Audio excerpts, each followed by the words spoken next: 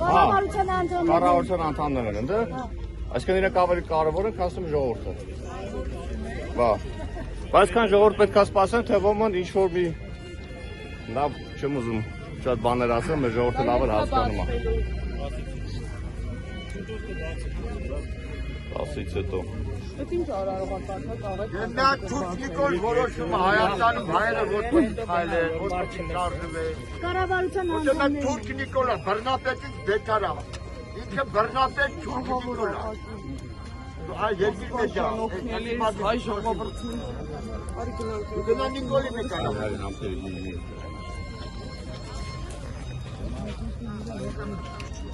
Թուրքամետ բռնապետը պատասխան է տալու, ինչքան պետք է փախչի։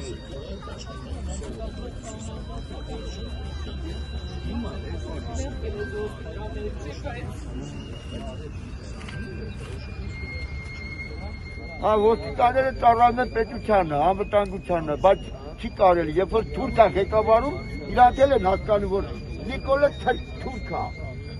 Նրա մեջ հայկական ոչ մի բան չկա, նայեք իր դիմագծերը։ Երկի բեի կրկնա պատկերն է։ Այս է, դե գրած ով է թուրք Նիկոլը, այս է, չեմ էլ վախենում։ Ինքը որ տղամարդ տղաներ Հայաստանի վիճակին չեր ելնի։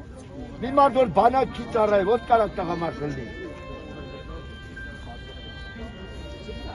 Ուզում է 10 համալսարան ավարտի տղամարդ չի դառնում, բանակեր մի տարին դասում է տղամարդ դառնում։ Այո, ինքը հայկական բանակում չի ծառայել։